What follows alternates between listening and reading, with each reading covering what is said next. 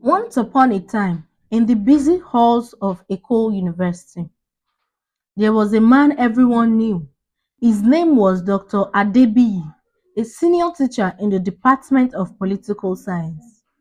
He always wore sharp suits and he had a strong presence, making people respect and fear him. People thought he was a great teacher, but deep inside, he was not as good as he seemed.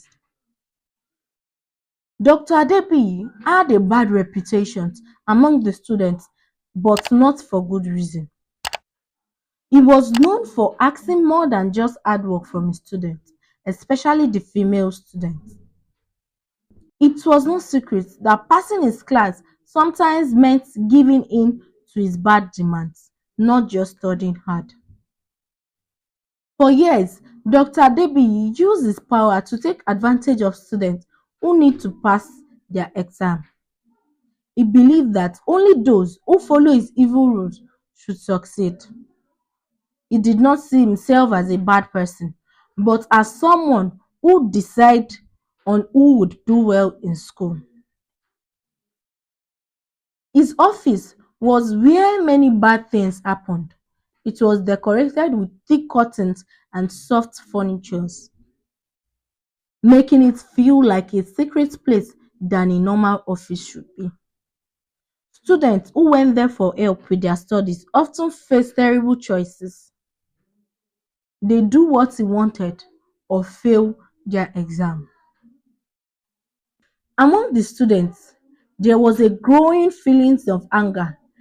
Many had heard stories about what happened in Dr. Adebiyi's office, but they were too scared to speak up. The power difference was too big and the university did not take action because they thought the rumors were too unbelievable. One student named Amara decided it was time to stop him. Amara was a smart, studious student. She had always stayed away from Dr. Adebiyi's classes because of these stories. But in her final year, she had no choice but to take his class to graduate. From the first day, she had noticed how he looked at her and knew she might be his next target. Amara refused to let Dr. Adebiyi get away with this. She started writing down every bad thing he said or did. She quietly talked to other students who had been in his class before. Soon, they had collected many stories from other students about their past experience with him. With all this proof, Amara went to the student union. Together, they made a plan to expose Dr. Adebiyi, but they knew it won't be easy.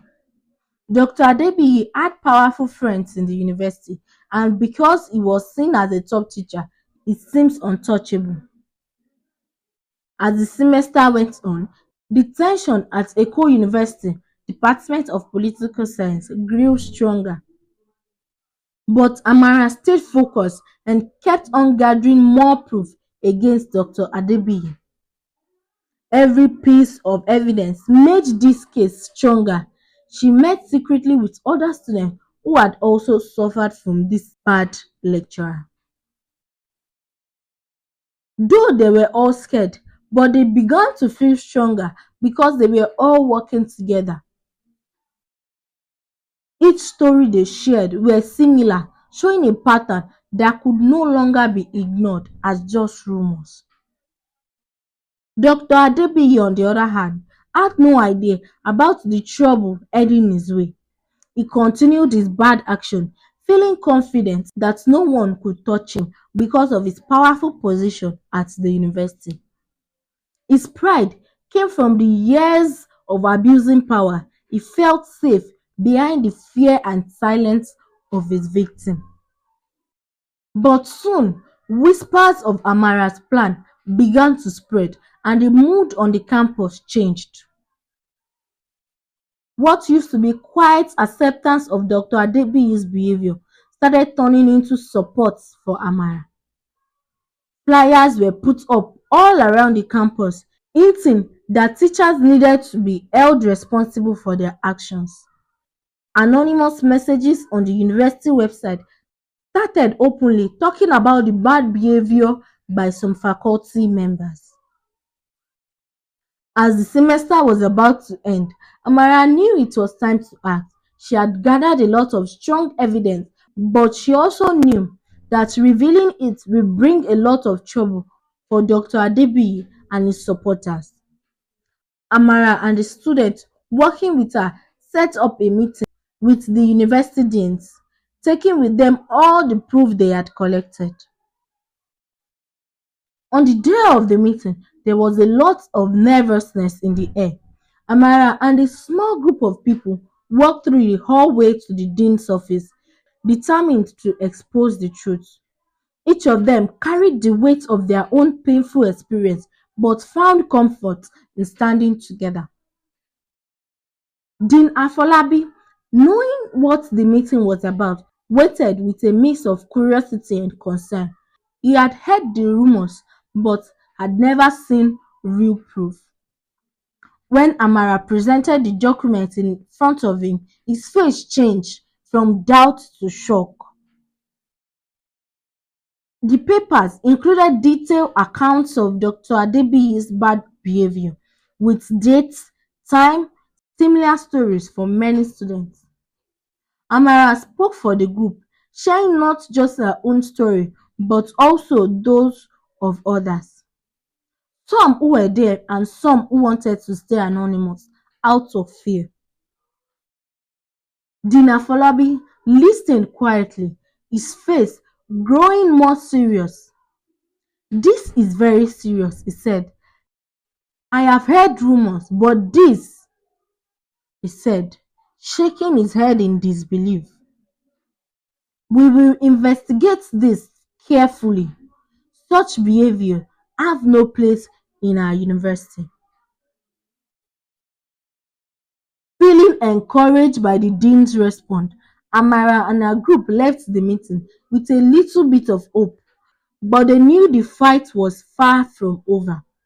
Dr. Adebiyi would not go down easily, and his power in the university was still strong. The days that followed were full of rumors about the investigation. When Dr. Adebiyi was finally told about the accusation, he reacted with anger. He denied everything, saying that the students were lying to ruin his good name. He gathered his supporters, some of whom were important people in the faculty, and prepared to fight back with all he had. After Dr. Adebiyi was fired, Eko University went through big change. The scandal was a wake call, not just for the university, but for the schools all around the country.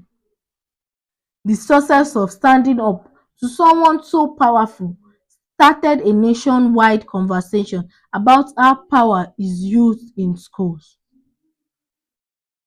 Amara, who is now a graduate, watched as the change he helped create began to take shape at Eko University. The university, once slow to act on issues like this, became a leader in making sure students were safe and treated fairly. New rules were put in place, such as tougher checks before hiring teachers and a clear way for students to report problems without being scared of punishment. The university also opened a center to protect students' rights and safety.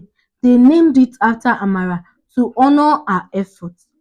This center helped students who faced any kind of bad treatment and held lessons to teach everyone about respect and proper behavior. Although Amara wasn't at the university anymore, she continued to fight for change. Her story touched many people and she was invited to talk at events, sharing her experience to encourage others to stand up against unfair treatment in school. Back at Eko University, the effect of the scandal could still be felt. Teachers who used to ignore Dr. Adebiyi's action, either because they were too scared or did not care, were now paying more attention. The silence that they had allowed this problem to continue was slowly disappearing. Now, doing the right thing was expected, not special.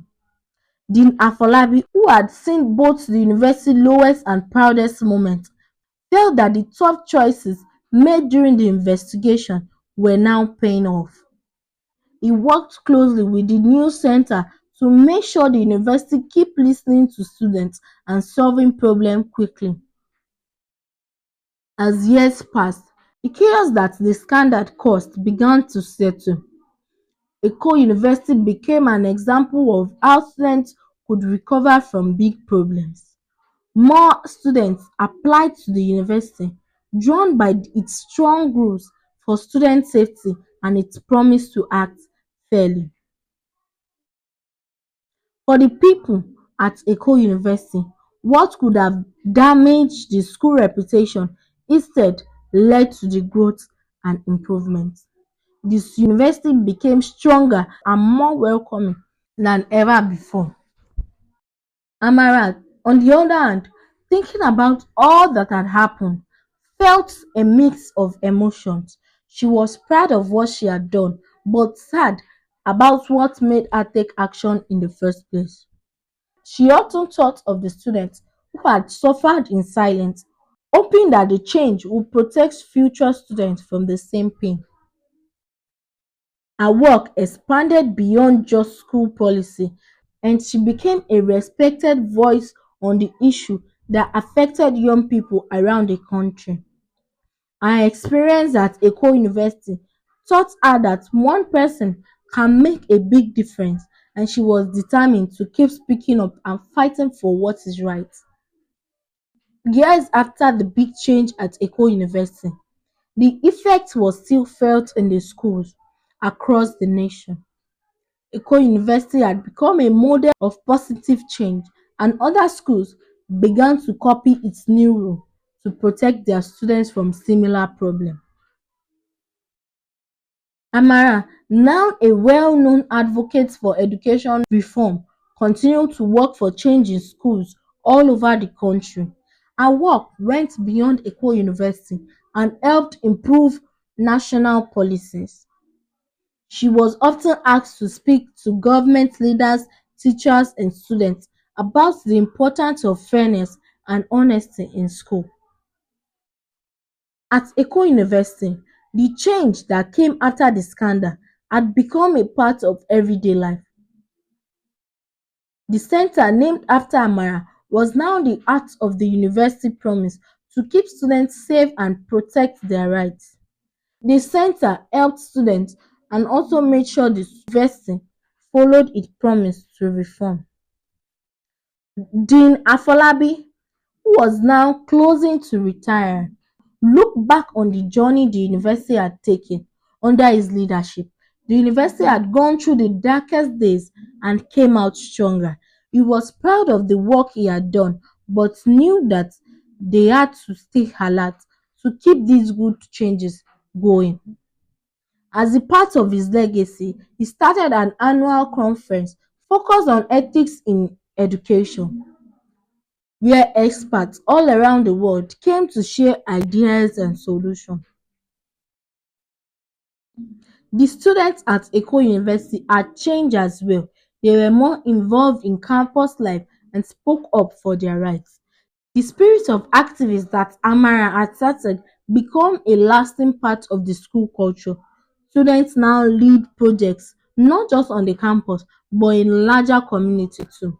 Amara's personal journey, full of both struggle and success, taught her a lot about staying strong and working together for change. She wrote a book about her experience, which became a guide for student activists everywhere. Her story encouraged many others to stand up against injustice, proving that change was possible with determination and teamwork. As Eko University continued to grow, it made sure to remember the history of change. New students were taught about the events that reshaped the school, not just as a story from the past, but as a reminder of their responsibilities to uphold the value of their community. The national impact of the scandal and its aftermath was huge. Universities across the country changed their rules to make sure students were treated fairly, and the teachers could be held accountable. Schools became safer and more welcoming, where students' well-being was a priority and the power between teachers and students were carefully balanced.